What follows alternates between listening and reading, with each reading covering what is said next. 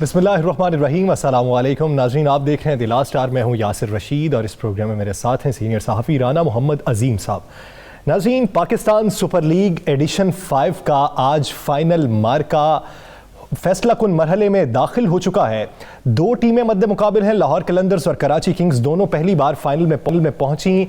अभी तक बज़ाहिर जो खेल देखने को मिला वो दोनों टीमों की जानिब से अच्छा खेल पेश किया गया। कोई भी जीते, आखिरकार जीत पाकिस्तान की है कि ऐसे वक्त में जब गैर मुल्की खिलाड़ी इंडिया जाने को तैयार ना हुए, वो पाकिस्तान की मोहब्बत को देखते हुए पाकिस्तान आने पर तैयार हो गए। जीत किसी की भी हो, चाहे कलंदर्स धमाल डालें, चाहे किंग्स ताज उछालें, पाकिस्तान की जीत है। नारा एक ही होना चाहिए, पाकिस्तान जिंदाबाद और पाइंदाबाद।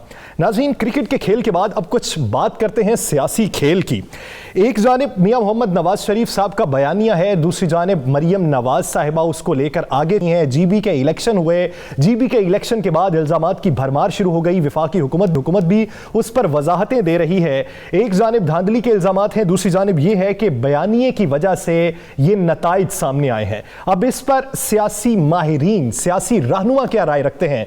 नाराज मुस्लिम लीगी रहनुमा निशात खान डाहा साहब ने हमें ज्वाइन किया है और पाकिस्तान मुस्लिम लीग नून के रुकने कौमी असम्बली चौधरी जाफर इकबाल साहब हमारे साथ मौजूद हैं।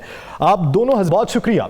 डाहा साहब, सबसे पहले आपकी जानिब आऊंगा। कहते हैं कि जीबी इलेक्शन जो है उनके जो नताइज हैं वो बयानिए की वजह से ऐसे नहीं आए, वो धांधली की वजह से ऐसे आए हैं। आप क्या राय रखते हैं इस पर? सबने कहा था कि एक नंबर पे पीटीआई है, 2 नंबर पे पीपल पार्टी और तीसरे नंबर पे नून है। मैं समझता हूं बल्कि पीटीआई को कम वोट मिले हैं और ये इस बात का सबूत है कि इलेक्शन में धांधली नहीं हुई। हमारी एक रवायत बन गई, हम शुरू से ही इस बात को पकड़ के बैठे हैं कि धांधली हुई है, धांधली हुई है। अगर सारे मुबस्सिरीन और सारे तबसरा करने वाले ये नहीं कह रहे थे, ये रिजल्ट नहीं बता रहे थे जो आया है, अगर वही आया जो वो कह रहे थे, फिर धांधली कहां से आ गई भाई? डाहा साहब, आप बड़े पुराने सियासतदान हैं, आप क्या समझते हैं कि जीपी के इलेक्शन में पीपल्स पार्टी या मुस्लिम लीग की हार, खासकर मुस्लिम लीग की बात कर लेते हैं, उसकी शिकस्त जो है, जो हार है, ये उस मियां मोहम्मद नवाज शरीफ के बयानी की वजह से हुई है या कोई और मामला है? इनका बयानिया लोगों ने रिजेक्ट कर दिया है जो इन्होंने अपने अदारों के खिलाफ दिया है। अगर ये करप्शन करती पीटीआई तो मैं कहता हूं फिर ये कम से कम 15-16 सीटें लेती। जैसे नून, आप देखें नून की पिछली हुकूमत थी, इनका चीफ मिनिस्टर भी हार गया, इनका स्पीकर भी हार गया, इनके सारे बंदे हार गए। यार कोई बनती जुलती बात नहीं है। ये मैं कह रहा हूं कि जीबी के पब्लिक की, उनके वोटरों की तौहीन कर रहे हैं, फिर दोबारा वोटर की तौहीन कर रहे हैं कि धांधली हुई है। उन लोगों ने, मैंने अपनी जिंदगी में आई एम 72, मैंने इतना पुरअमन इलेक्शन पाकिस्तान की तारीख में नहीं देखा जो ईमानदारी से। फिर बार बार इलेक्शन कमिश्नर कह रहा है कि किसी का शिकायत है तो मेरे पास आओ, मुझे बताओ। ये उसके पास क्यों नहीं जाते, सिर्फ टीवी पे बैठ के शोर डालते हैं जी। सर चौधरी साहब क्या राय रखते हैं इस पे? जैसा कि निशात खान डाहा साहब की भी ये राय है, बेशतर अफराद की भी ये राय है कि मियां साहब के बयानिए पे और हालिया तर्ज सियासत से जो कारकुनान हैं वो मखमसे का शिकार थे, जिसकी वजह से नताइज ऐसे रहे। आपकी जो पार्टी है वो धांधली पे यकीन रखती है कि धांधली हुई है, शवाहिद भी मौजूद हैं। आप क्या राय रखते हैं? बिस्मिल्लाहिर्रहमानिर्रहीम, बहुत शुक्रिया, बड़ी मेहरबानी की कि आपने निशात खान डाहा साहब को भी साथ जहमत दी। सबसे पहले तो इतने अगर नाला हैं मोहतरम बयानिए से तो अभी तक क्यों चिपटे हुए हैं सूबाई असम्बली की सीट से? हट जाते मियां नवाज शरीफ से, देते इस्तीफा, शेर के निशान पे जीते हैं और घर जाते जाके नए सिरे से इलेक्शन लड़ के आते और इनको भी जो है वो आटे दाल का भाव मालूम हो जाता और बयानिए का भी पता चल जाता कहाँ है और कैसे है। रही बात अगली आपकी कि धांधली आप चौधरी साहब सवाल का जवाब दे। मेरे पे तबसरा करना बाद में कर लेना, मैं आपसे तबसरा उस बात पे भी कर लूंगा। फिलहाल जो सवाल किया गया उस सवाल में ही रहे तो वो आपके लिए बेहतर है। मेरे लिए क्या बेहतर है और आपके लिए, आप अपने लिए बेहतर समझते हैं, मैं अपने लिए बेहतर समझता हूँ। जब आप गुफ्तगू फरमा रहे थे तो मैंने जहमत नहीं दी आपको। जहाँ तक इल्जामात की बात है, डाहा साहब ने कहा कि अगर हो तो इलेक्शन कमीशन जाएं, तो जरा चेक कर लें जाके जीपी का इलेक्शन कमीशन के अगस्त के अंदर जाके पार्टी के जनरल सेक्रेटरी एहसन इकबाल साहब ने उस वक्त भी सवालात उठाए और जो जो एतराजात थे जमा करवाए और कोई एक एतराज दूर नहीं हुआ। उसके बाद 5-6 वुज़रा की टीम, जिनमें अली अमीन गंडापुर साहब का ये फरमाने आलीशान है कि जिस हलके से ज्यादा वोट मिलेंगे उतने पैसे वहां खर्च करेंगे। क्या ये धांधली नहीं है? इमरान खान साहब का इलेक्शन से पहले जाके, आपको 2 साल हो गए, आप जाते जाके सूबा बनाने का ऐलान करते, आप वहां पे पैकेज देते, आप वहां का कोई मंसूर जो है अपना बयान करते, ये इलेक्शन के दौरान जाके वहां इन बातों का ऐलान करना, ये भी धांधली के जिम्मे में आता है। डीबी के अंदर मियां नवाज शरीफ के बेटी की बात सुनने के लिए, बयानिए की बात सुनने के लिए कोई एक जलसा है, उसकी तस्वीर उठा के डाहा साहब को दिखा दें, और अली अमीन गंडापुर और जितने वजीर आजम समेत के उनके जलसों में जितने लोग आए वो भी देख लीजिए। पीटीआई के लोगों को मुस्तरद किया है। जाफर इकबाल साहब, एक बात तो बताइएगा, क्या पाकिस्तान के अंदर आपको सियासत कर रहे हैं? जाफर इकबाल साहब, आप सियासत करते हैं, बड़े सियासी कारकुन हैं, बड़ा फाल आपका नेटवर्क भी है, क्या आप समझते हैं कि बड़े जलसे जुलूसों से देखकर इलेक्शन जीता जाता है? देखें, इलेक्शन जीतने के सवाल नहीं, आपने मियां नवाज शरीफ के बयानिए की पहले बात की। यकीनन जलसे जुलूस इंतखाबात के ऊपर असरअंदाज होते हैं। नहीं, आपने अभी जलसे जुलूसों की बात की है ना। मेरा ये यकीन है कि अगर मरियम बीबी, बिलावल इस तरह से वहां हिस्सा ना लेते तो पीटीआई ने जो 6-9 सीटें हासिल उससे जायद होती शायद। और इनके जाने से, लोगों से राब्ता करने के, इंतखाबी मुहिम चलाने से, वो जो हुकूमती पार्टी है जिसके सारे वुज़रा तमाम वसाइल के साथ गए और जिन्हें व्हाट्सएप ग्रुप वालों की भी सहूलत हासिल थी, पॉलिटिकल इंजीनियरिंग करने वालों की सहूलत भी हासिल थी। जाफर साहब, आपके साबिक वजीर आला जो है, जो गिलगित बल्तिस्तान के हैं, उन्होंने कल एक प्रेस कॉन्फ्रेंस की है एहसन इकबाल साहब के साथ बैठ के।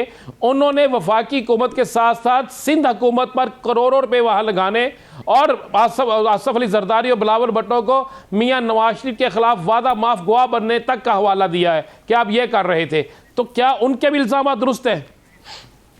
देखिए, अगर तो वहां पे सिंध हुकूमत ने कोई पैसा लगाया और खर्च किया है और उसके ऊपर गुफ्तगू की है, उन्होंने तो कोई उसमें अचंभे और मजाके वाली बात नहीं। पीडीएम का इलामिया और उसके तहत चलने वाली मुहिम में हम इकट्ठे हैं। इंतखाबी मंशूर सारी पार्टियों का अपना है और अपने अपने मंशूर के तहत इंतखाबात में हिस्सा ले रहे हैं, और जहां कोई कमी और कोताही होगी उसकी निशानदेही करने में कोई हर्ज नहीं है। कमी और कोताही होगी, चाहे वो इत्तेहादी हो, उसकी निशानदही करने में कोई हर्ज नहीं है। चाहिए साहब, मैं वापस आता हूं आपकी जानिब। आपके जो सवालात थे निशात खान डाहा साहब से, उसके जवाबात ले लेते हैं। निशात साहब, पहला सवाल चौधरी जाफर साहब का कि अगर आप बयानिए से इतने ही नाराज हैं तो आप अभी तक एमपीए शिप को छोड़े क्यों नहीं है, दोबारा से आपने इलेक्शन क्यों नहीं लड़ा? दूसरी बात जिसकी उन्होंने निशानदही की बयानिए के हवाले से कि अगर बयानिया कमजोर था तो इतनी बड़ी तादाद में अवाम जलसे जुलूसों में क्यों शिरकत कर रही थी, आप क्या राय रखते हैं?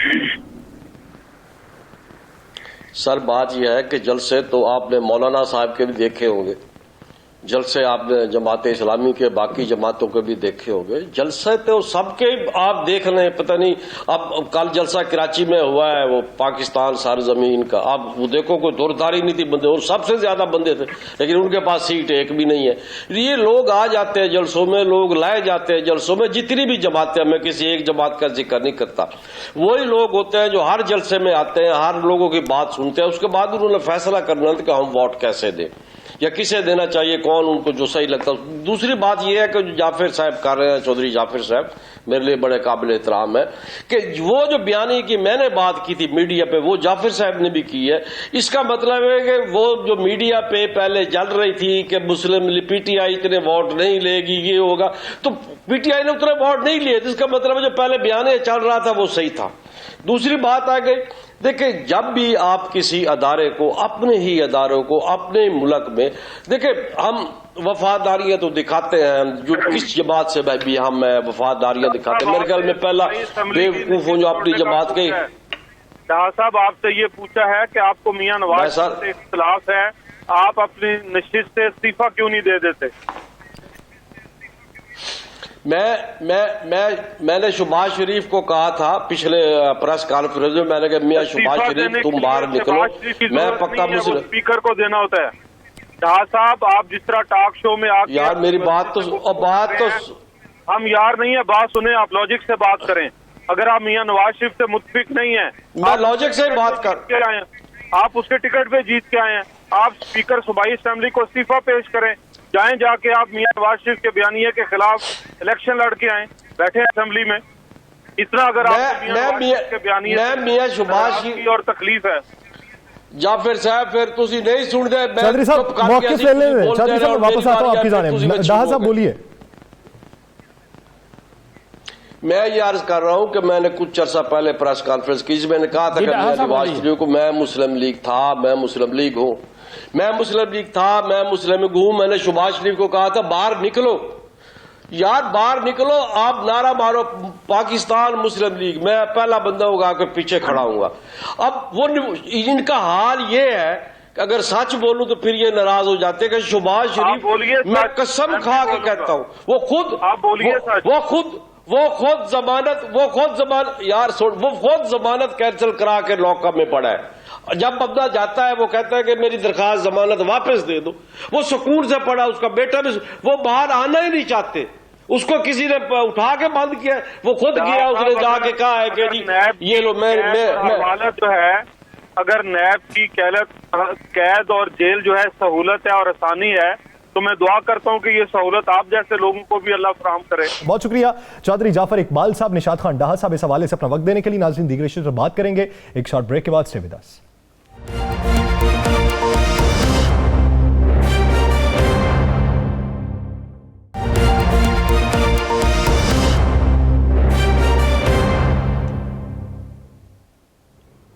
Welcome back.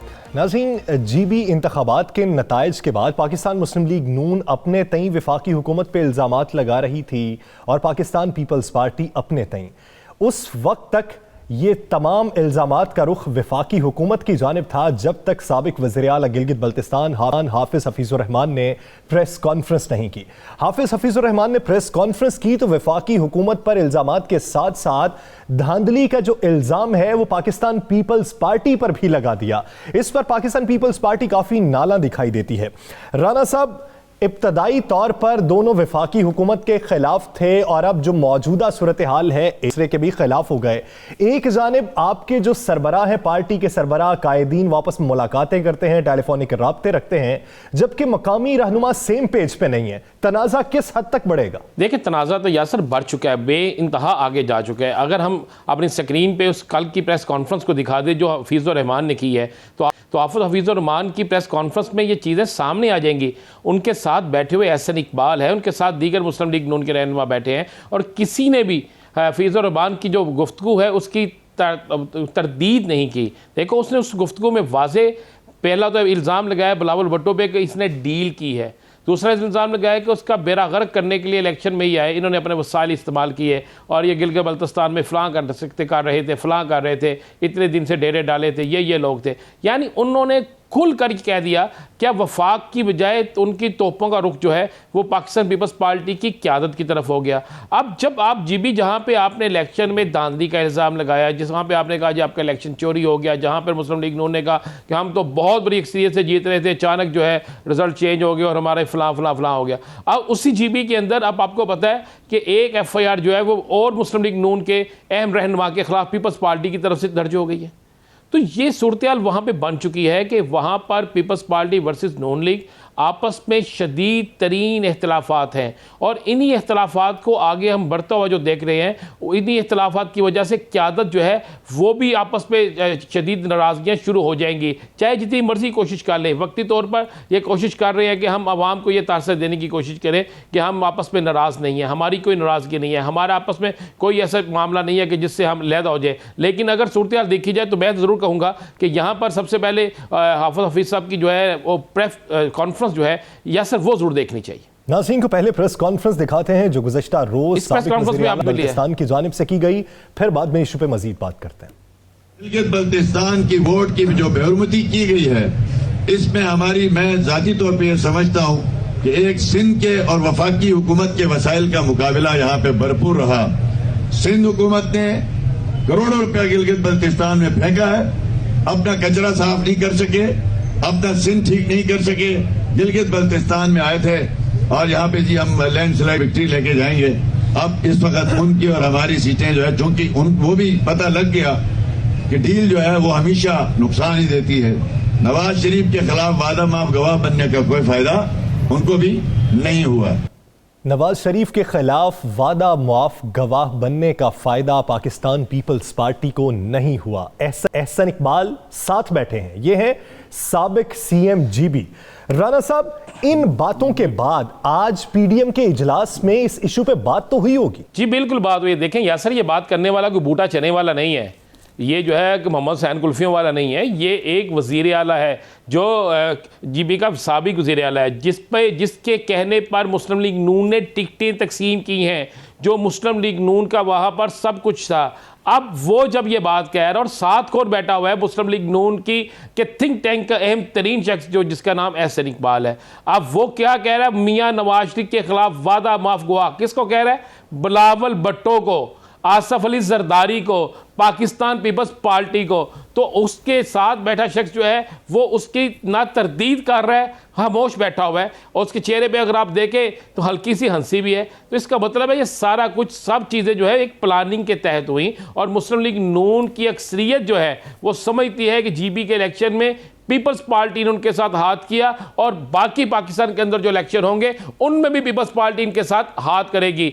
आज जो सरबराही इजलास इस वक्त जो इस्लामाबाद इजलास इस्लामाबाद में हुआ है, आप अगर गौर करें तो उस इजलास में भी बड़ी तल्ख बातें हुई हैं।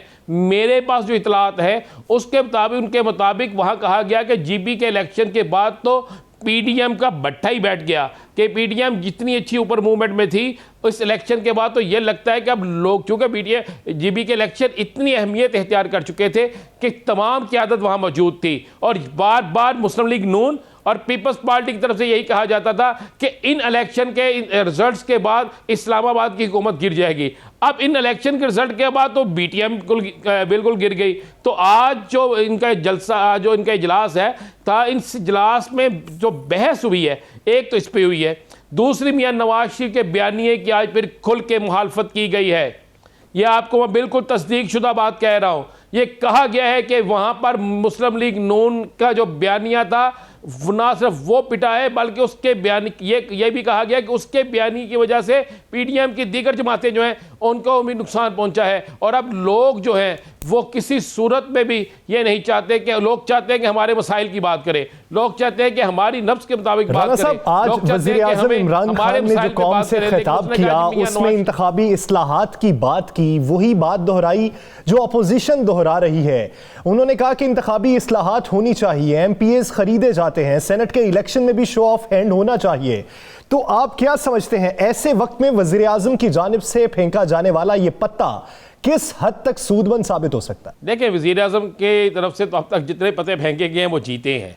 आप ये माने ना कि सारी अपोजिशन एक तरफ हो गई, उसके बावजूद वो जीत रहे हैं। वो जो चाह रहे हैं वो कर रहे हैं, वो जिस तरह खेल रहे हैं उसी तरह अपोजिशन खुद उन्हें बोल दे रही है। और अब ये जो पत्ता उन्होंने फेंका है कि इंतहाबी इस्लाहात, अगर अब इस पर अपोजिशन इजलास में नहीं जाती और इजलास में जाकर इस्लाहाती इजलास में बैठकर इनके साथ नहीं बैठती और इंतहाबी इस्लाहात में हिस्सा नहीं लेती, तो कल तो फिर लोग साफ कहेंगे कि ये अपोजिशन खुद ही नहीं चाहती थी कि इंतहाबी इस्लाहात जो हैं वो हो सकें। और अगर ये जाकर बैठते हैं, यासर ये भी बड़ी मज़े वाली बात है, अगर ये सारे जाकर बैठते हैं तो फिर ये तस्लीम करते हैं कि जिसको ये तस्लीम करने के लिए तैयार नहीं, फिर इनको हुकूमत के बुलाए हुए बाकी इजलासों में भी जाना पड़ेगा। एक इजलास में जाने का मतलब है बाकी में भी जाना पड़ेगा, जो ये किसी सूरत नहीं चाहते। ये वो पंजाबी का एक फिक्र है ना मुहावरा कि मुंह आ गई है ना सुटन जोगी ना कटन जोगी। ये आप अपोजिशन का ये हिसाब हो चुका है कि अपोजिशन जो है अगर नहीं जाती फिर भी मरती है, जाती है तो फिर भी मरती है। इमरान खान तो जो खेल रहे हैं बेहतरीन खेल रहे हैं। देखें, जीबी का इलेक्शन जीत के इन सारी अपोजिशन जमातों से ज़्यादा सीटें उनकी हैं। अब हमें मान लेना चाहिए वो इनकी नंबर 1 की आदत गई पीपल्स पार्टी की, इमरान खान की नंबर 3 की आदत गई या नंबर 2 की आदत गई। वहाँ पर जाके उसकी आदत ने इलेक्शन लड़ा। यही होता है ना, 1 का मुकाबला उन्होंने 3 से कराया या 2 से कराया, फिर भी वो इलेक्शन जीत गए। अब आगे आज़ाद कश्मीर के इलेक्शन है, वो भी इसी तरह हमें नज़र आ रहा है कि हो जाएंगे। फिर उसके बाद आप देखें अगर इन तमाम चीज़ों का असर हुआ है। अब मुझे बता दें कितने जलसों को डिस्कस किया जा रहा है जो जलसे पीडीएम के थे, क्या कोई किसी जगह डिस्कस हो रही है यह बात? नहीं हो रही, और आगे कोरोना जिस तरह बढ़ रहा है, मुझे तो नजर आ रहा है कि आगे आने वाले दिनों में इनके जलसे भी खत्म हो जाएंगे, इनके जलसे मनसूख हो जाएंगे। आगे बढ़ते हैं और बात जलसों के हवाले से ही करते हैं। कैबिनेट मीटिंग हुई आज़म इमरान खान की ज़ेर सदारत। उसमें सबसे पहले तो जीबी इलेक्शन के हवाले से मुबारकबाद दी गई, खुशी का इजहार किया गया। अली अमीन गंडापुर, मुराद सईद और जुल्फी बुखारी की खदमात को भी सराहा गया कि उन्होंने जिस तरीके से कैंपेन चलाई और जिस हद तक नताइज उनकी तवक्कुआत के मुताबिक आए उसको सराहा गया है। और आने वाले दिनों में हुकूमत ने तो अपने जलसे कर दिए हैं मनसूख, ऑपोजिशन से भी वो यही उम्मीद रखते हैं कि जलसे मनसूख कर दिए जाएं, क्योंकि कोरोना की सूरत हाल काबू से बाहर होती जा रही है। तो राना साहब, हुकूमत जलसे अपने मनसूख कर चुकी है, ऑपोजिशन के जलसे किस तरीके से मनसूख करवाएगी, इस हवाले से प्लानिंग क्या हुई है? देखें, ये हुकूमत ने एक फैसला कर लिया, मैं आपको एक अंदर की खबर दे दूं। तहरीक इंसाफ ने फैसला कर लिया है कि वो जलसों का जवाब जलसों से नहीं देगी। कोरोना की वजह से वो सख्ती नहीं करेंगे, इतला इन्हें दे देंगे आप जलसे ना करें, इनको लेटर जारी कर दिए जाएंगे, कानूनी कार्रवाई मुकम्मल कर दी जाएगी, लेकिन बज़ोर ताकत जलसे रोकने की कोशिश नहीं की जाएगी, बल्कि अब जलसों को रोकने और अपोजिशन का जवाब देने के लिए एक नई हिकमत अमली तैयार हो गई है। ले मैं आपको आज ये ब्रेक कर देता हूँ कि 3 बड़ी सियासी जमातें, अपोजिशन की 3 बड़ी सियासी जमातें, पीपल्स पार्टी, नून लीग और मौलाना फजलुर रहमान, इन तीनों जमातों के अंदर मौलाना फजलुर रहमान के बहुत कम लोग हैं, लेकिन इनकी जमात के अंदर एक बड़ी ग्रुपिंग होने जा रही है। बड़ी ग्रुपिंग मैं फिर आपको बता रहा हूँ, और वो बड़ी ग्रुपिंग जो है बलूचिस्तान से शुरू होगी। और चूँकि इसका सबसे ज़्यादा जो महवर है इस जमात का, जो सब कुछ है वो ज़्यादा बलूचिस्तान पे डिपेंड कर दें। बलूचिस्तान के अंदर एक बहुत बड़ी ग्रुपिंग होने जा रही है मौलाना फजलुर रहमान के ख़िलाफ़, और इस पर अपोजिशन हुकूमत जो है वो बड़ा काम कर चुकी है, तहरीक इंसाफ जो है। उसके बाद आप आ जाए पीपल्स पार्टी नून लीग। अब काम ये शुरू हो गया कि पीपल्स पार्टी और नून लीग के अरकान को तोड़ा जाए, और उस पर मैं आपको मुसद्दका दे रहा हूँ, ये इतला मुसद्दका दे के, हमने पहले भी कहा था कि ये गैप आएगा, उसी तरह हुआ। ये आपको मुसद्दका इतला दे रहा हूँ कि 6 रुकनी एक कोर कमेटी जो है, आप कह सकते हैं कि थिंक टैंक जो है तहरीक इंसाफ का, वो इस काम पे लग चुका है। बहुत सी एमएनए जो है दोनों इतराफ के, पीपल्स पार्टी और नून लीग के, उनको फंड्स भी अगले चंद दिनों में जारी हो जाएंगे, आपको नजर आ जाएगा। और फंड किसको जारी होता है? ज़्यादातर फंड्स और ज़्यादा मराद किसको मिलती हैं यासर, ये आपको पता है, जिसके साथ हमदर्दी होती है, जिसकी हमदर्दी आपके साथ होती है। तो ये होने जा रहा है, इन्होंने फैसला कर लिया है कि हम चौकों चौराहों गली मोहल्लों की बजाय इनके अंदर सन लगाएं और इनके अंदर से लोगों को तोड़ना शुरू करें। और मैं आपको बता दूँ, दिसंबर के महीने में दोनों बड़ी सियासी जमातों को अरकान असम्बली की तरफ से बड़ा नुकसान होगा, और जमीयत उलमा इस्लाम को अपनी तंजीम के अंदर एक बड़ा दरा उनके बयानिए, उनकी तहरीक से हट के जाता हुआ नजर आएगा। वो अभी हालिया जो इतलात थी और हालिया जो बयानात थे पार्टी रहनुमाओं की जानिब से, वो भी काफ़ी मुतसादिम दिखाई दिए। पाकिस्तान मुस्लिम लीग नून और जमीयत उलमा इस्लाम फे का जो तर्ज अमल है वो काफ़ी मुख्तलिफ दिखाई दिया। यानी एक रहनुमा का बयान कुछ और है, तो दूसरा रहनुमा पहले रहनुमा के बयान की तरदीद करता हुआ दिखाई दे रहा है। तो हुकूमत इस अपोजिशन में दरार डालने के हवाले से किस हद तक कामयाब होगी, और अपोजिशन जो पीडीएम के प्लेटफॉर्म से काफी पुरुमीद थी, वो किस हद तक नाकाम होगी, ये तो वक्त ही बताएगा। नाज़रीन, दीगर इश्यूज पर बात है एक शॉर्ट ब्रेक के बाद। Stay with us.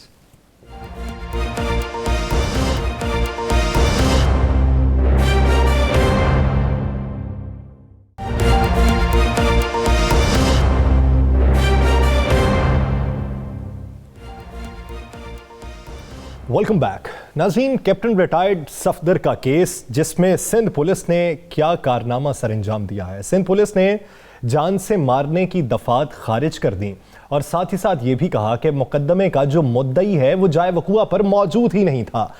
पहल उस पर मजम्मत का इजहार भी किया गया, बाद में वो मजम्मत भी कहीं पर मांद पड़ती दिखाई दी। ये मुकदमा जिसकी ईमा और काविशों से अमल में आया था और दर्ज हुआ था, उनका नाम है हलीम आदिल शेख, जो पाकिस्तान तहरीक इंसाफ के सीनियर रहनुमा हैं, सिंध से ताल्लुक़ है। उन्होंने हमें ज्वाइन किया है। कुछ मुकदमे पे बात करेंगे और फिर दीगर इश्यूज़ पर भी बात करेंगे। शेख साहब, बहुत शुक्रिया आपके वक्त का। शेख साहब, आपके मुताबिक मुद्दई जो था वो मुकदमे की पैरवी करता रहा, लेकिन सिंध हुकूमत की जो पुलिस है उसके मुताबिक मुद्दई जाए वक़ुआ पर मौजूद ही नहीं था। जब वो जाए वक़ुआ पर मौजूद ही नहीं था तो फिर जान से मारने की धमकी कैसी? तो आपके पास सबूत क्या होंगे कि वो जाए वक़ुआ पर ही था? देखिए, इशू ये है कि जिस रोज ये सारा वाकया बना उससे अगले रोज वजीर आला सिंध ने प्रेस कॉन्फ्रेंस के अंदर खुद कह दिया जो काम किसी इन्वेस्टिगेशन ऑफिसर का होता है वो काम वजीर आला साहब ने किया, और उन्होंने कहा कि जी हमने चेक कराया है कि वकास खान तो वहां था ही नहीं, उसका मोबाइल वहां नहीं था। तो मैं पूछना चाहता हूँ, क्या किसी आइन में, किसी कानून में लिखा हुआ है कि बंदा जहां मौजूद हो वो एक ही मोबाइल हो उसके पास और वो उसके बाद वहीं जेब में होना चाहिए?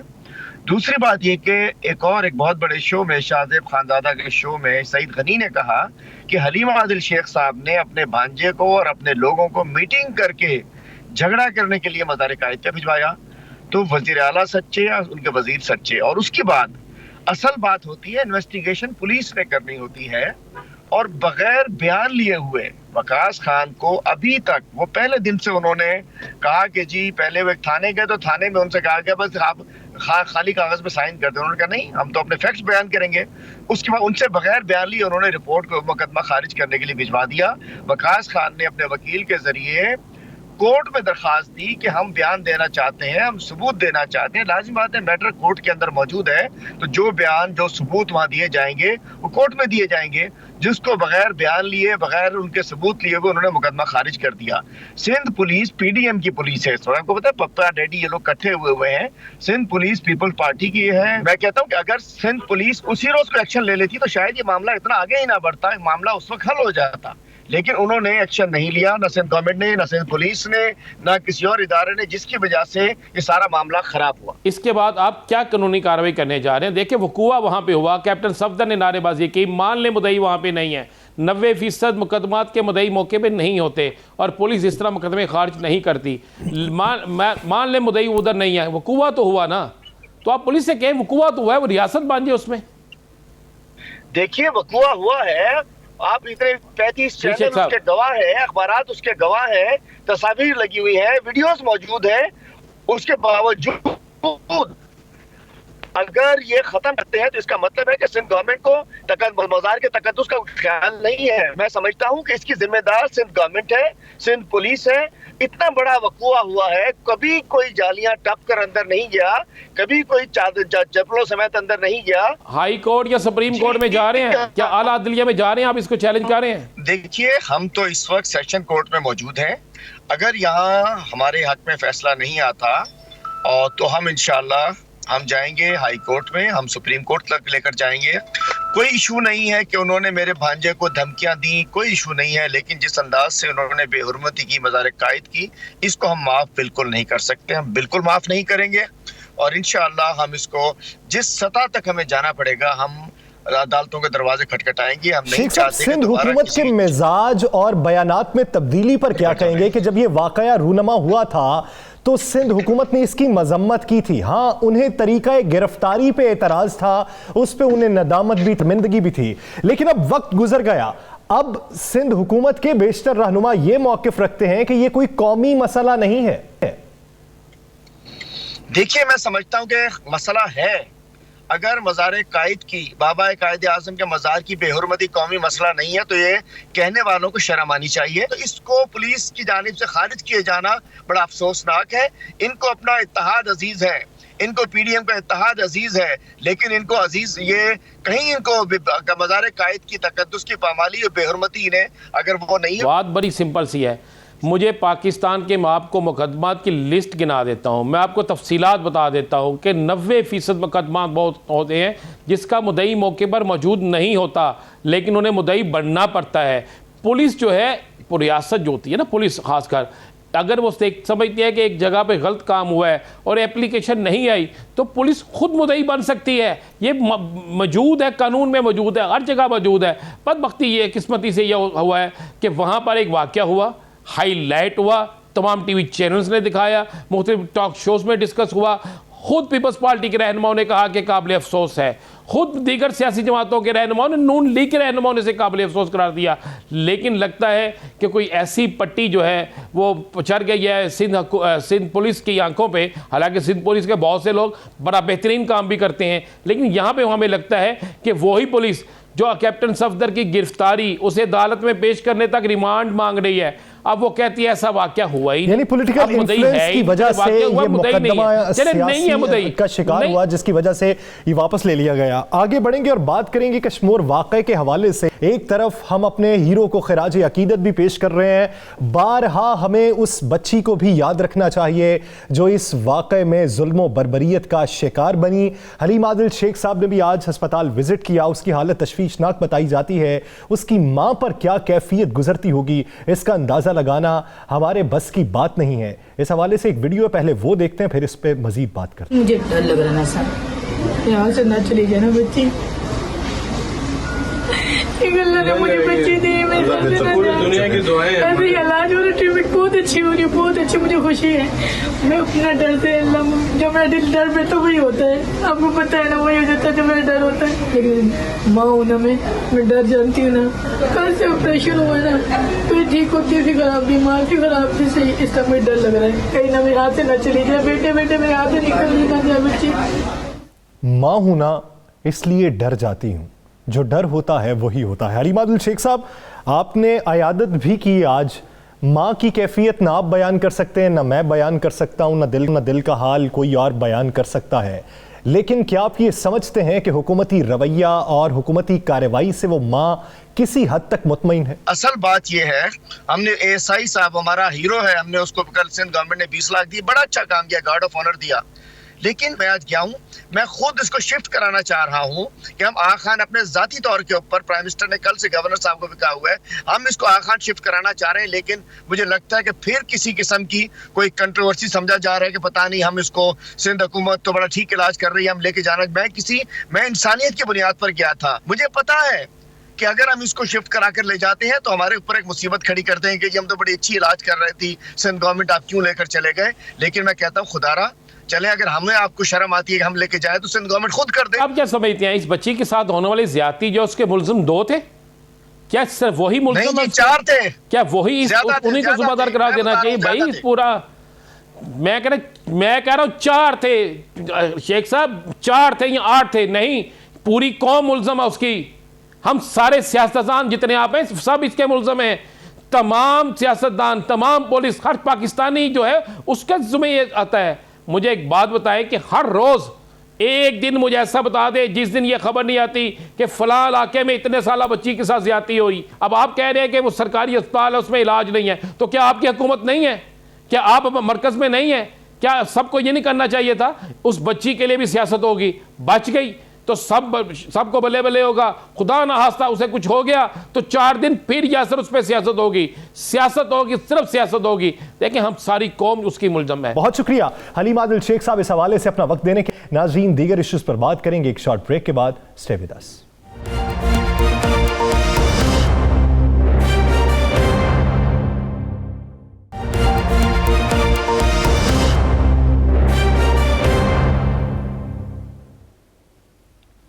Welcome back. नाज़रीन, MQM और भारतीय एजेंसी रॉ के ताने बाने, PSP सरबराह मुस्तफ़ा कमाल के इल्ज़ामात, उस पर MQM की वजाहत। हालिया सूरत हाल में MQM की जानिब से जो वजाहत दी गई प्रेस कॉन्फ्रेंस में, क्या वो काफ़ी है या उसके मज़ीद शवाहिद आना भी बाकी हैं? एक जानिब पाकिस्तान तहरीक इंसाफ की जानिब से भी वजाहत का इज़हार किया जा रहा है। इसी बारे में बात करने के लिए MQM पाकिस्तान के रहनुमा ख्वाजा इजहारुल हसन साहब ने हमें ज्वाइन किया। ख्वाजा साहब, बहुत शुक्रिया आपके वक्त का। ख्वाजा साहब, इल्ज़ामात लगाए गए उसकी किसी हद तक आपने तरदीद भी कर दी, लेकिन पाकिस्तान तहरीक इंसाफ के रहनुमा भी आपसे वजाहत मांग रहे हैं। क्या कल की प्रेस कॉन्फ्रेंस इनफ है या वजाहत इससे ज्यादा नहीं देनी आपको? लेकिन बेसिकली पहली चीज तो ये कि अगर इल्जाम तराशी की पॉलिटिक्स होनी है और इल्जाम तराशियों पर ही फैसले करने हैं, तो फिर तो हर शख्स इल्जाम लगाए और अपने इल्जाम का खुद ही अदालती मुंसिफ हो और खुद ही वकील हो और दूसरे को जो मर्जी चाहे वो सजा सुना दे।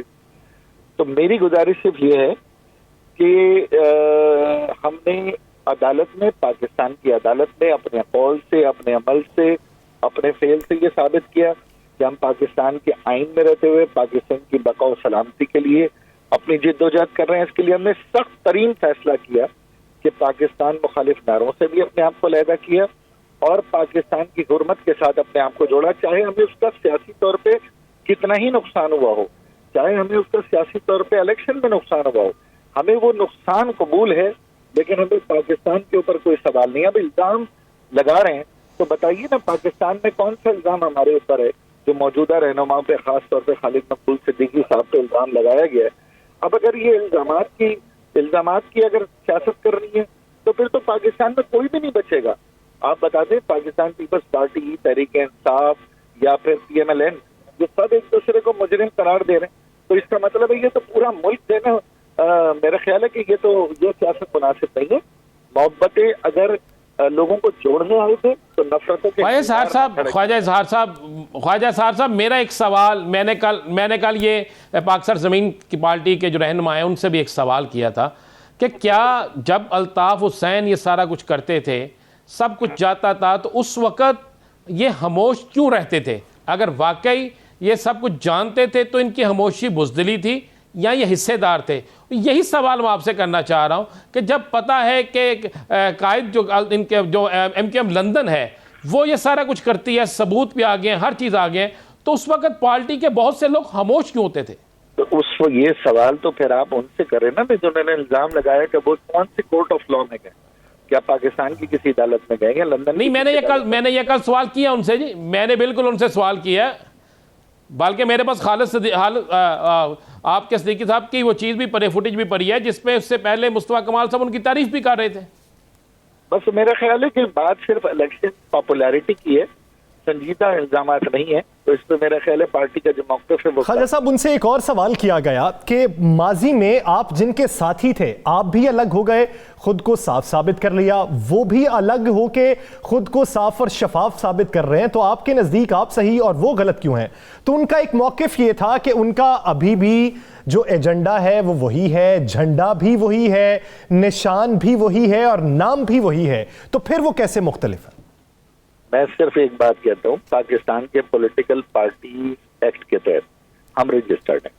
पाकिस्तान के पीपल्स रिप्रेजेंटेशन एक्ट के तहत हमारे पास पाकिस्तान की इलेक्शन कमीशन ने और पाकिस्तान के आईनी इदारों ने हमें ये इजाजत दे रखी है कि हम अपने इस निशान के साथ हिस्सा लेंगे।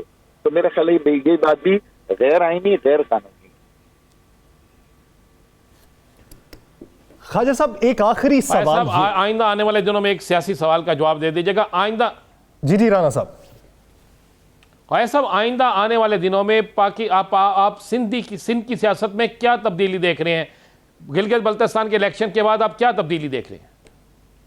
देखिए, आइंदा इलेक्शन तो मेरा ख्याल है लोकल गवर्नमेंट के इंतखाबात हैं और अवाम बड़ी बाशऊर है, लेकिन अगर सिंध में शफाफ इंतखाबात होते हैं तो एक डाइवर्स किस्म का मैंडेट आएगा और अगर जनरल इलेक्शन होते हैं तो उसमें डिलीवरी बहुत बड़ा क्वेश्चन होगी। सिंध में डिलीवरी पे बहुत बड़े सवालात हैं। अब तो 12 साल से ऊपर एक हुकूमत को हो चुके हैं और मेरा ख्याल है सिंध के लोग भी बाशऊर हैं कि यहाँ पर हुकूक की बजाय हुकूक के बंटवारे के अकरबा परवरी और जाती मफादात की सियासत हो रही है। तो हम समझते हैं अगर शफाफ इंतखाबात हों तो सिंध की सियासत में एक अच्छी तब्दीली आ सकती है। लेकिन इसमें सिंध के वो लोग जो सियासत से किनारा कश हो चुके हैं या मेरा ख्याल है कि वडेराना जागीरदारा निज़ाम के तसल्लुत से घबरा रहे हैं, उनको मेरा ख्याल है आगे आना होगा। शहरी सिंध के अंदर हम अपनी मकबूलियत दोबारा रीगेन कर लेंगे। कराची, हैदराबाद, सक्खर, इंशाअल्लाह ताला इसमें हमारा मैंडेट इंटैक्ट है। जो हमारे साथ ज्यादती हुई सिलेक्शन में, उम्मीद करते हैं कि अगर शफाफ इंतखाबात हों तो हम दोबारा भरपूर 90% अपना मैंडेट रिस्टोर करें। ख्वाजा साहब, एक आखिरी सवाल उन्हीं इल्ज़ामात के हवाले से, आप क्या समझते हैं कि वो जो इल्ज़ामात लगाए गए उनके हकायक सिरे से ही मौजूद नहीं है या फिर माजी हो चुका, हाल में तब्दीली वाक़ हो चुकी है, खुद को अलग कर चुके हैं, अब बात करना मुनासिब नहीं है? देखिए, मैंने फिर वही बताया, मैं कानूनदान हूँ, मैं बात करता हूँ सबूत और शवाहिद की बुनियाद पर। मुझे तो पहले ये बताएं कि आखिर जो हमारी क़यादत मौजूद है इस पर ना माजी में कोई ऐसा मुकदमा था ना आज कोई मुकदमा है। और ज़ाहिर है 2016 के बाद से हमारी पॉलिटिक्स बड़ी क्लियर है।